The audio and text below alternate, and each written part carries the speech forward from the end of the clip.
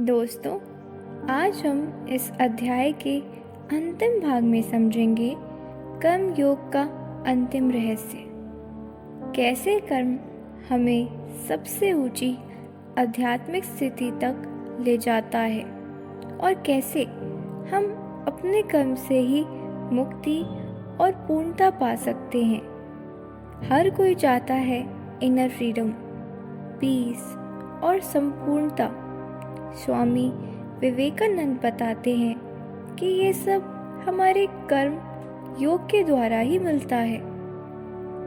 कर्म का अंतिम लक्ष्य मुक्ति। स्वामी विवेकानंद कहते हैं, हम कर्म से नहीं बच सकते, पर हम कर्म करते हुए भी उसके बंधन से मुक्त हो सकते हैं। ये कैसे होता है? वो समझाते हैं कि जब हम कर्म करते हैं बिना फल की चिंता के, बिना अहंकार के, बिना आसक्ति के, तभी हम कर्म के बंधन से मुक्त होते हैं। तब कर्म हमारे लिए एक तपस्या बन जाता है। कर्म योग का मूल मंत्र। स्वामी जी कहते हैं, कर्म को ईश्वर समर्पण कर दो, फल उस पर छोड़ दो, तुम बस एक माध्यम हो। जब हम हर काम ईश्वर की पूजा समझकर करते हैं, चाहे वो पढ़ाई हो, जॉब हो, बिजनेस हो, सेवा हो, तब वो काम हमारे मन को शुद्ध करता है।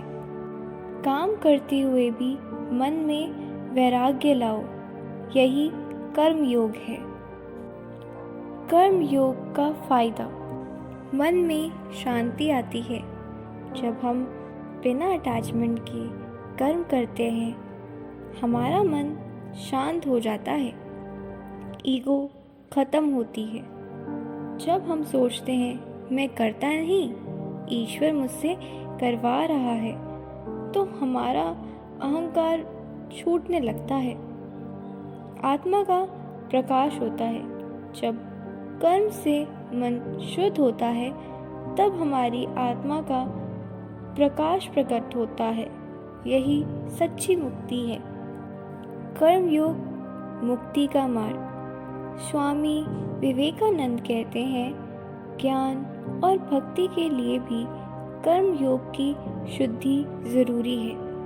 मतलब, चाहे तुम ज्ञान योग या भक्ति योग फॉलो करो, पर जब तक तुम्हारा कर्म योग शुद्ध नहीं होता, तुम्हारे अंदर प्योरिटी नहीं आती।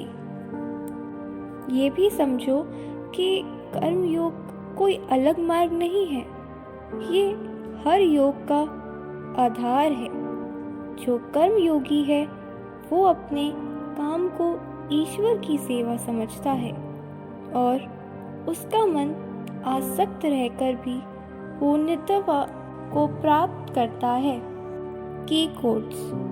The secret of karma yoga is to perform work without attachment and to be ever calm and peaceful. मतलब, जब हम काम कर सकते हैं बिना आसक्ति के, तभी हमारा मन शांत रहता है। यही कर्म योग का रहस्य है। It is the worker who is attached to results that grieves. The unattached worker finds bliss in the work itself. जो व्यक्ति रिजल्ट में आसक्त है, वही दुखी होता है। जो बिना आसक्ति के काम करता है, उसे काम में ही आनंद मिलता है।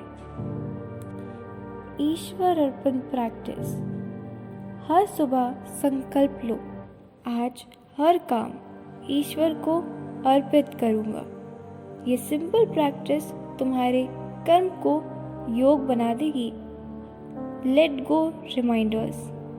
दिन में जब भी स्ट्रेस या एंजाइटी हो, याद करो, मेरा काम था कर्म करना, फल उसका काम है। Service mindset. रोज एक काम सिर्फ सेवा भाव से करो, बिना एक्सपेक्टेशंस के। बिना रिटर्न के। ये तुम्हारे मन को इंस्टेंटली लाइट फील करवाएगा। दोस्तों, आज हमने समझा कर्म योग का अंतिम रहस्य। कर्म करते हुए भी आसक्ति और अहंकार को छोड़ना। जब हम अपने कर्म को ईश्वर की सेवा समझते हैं, बिना फल की चिंता के, बिना कर्ता का अहंकार लाए, तभी हमारे कर्म योग बन जाता है। और यही कर्म योग हमें मुक्ति, शांति और संपूर्णता देता है। याद रखो, कर्म करते रहो बिना आसक्ति के, बिना अहंकार के, तभी जीवन मुक्ति का अनुभव होगा।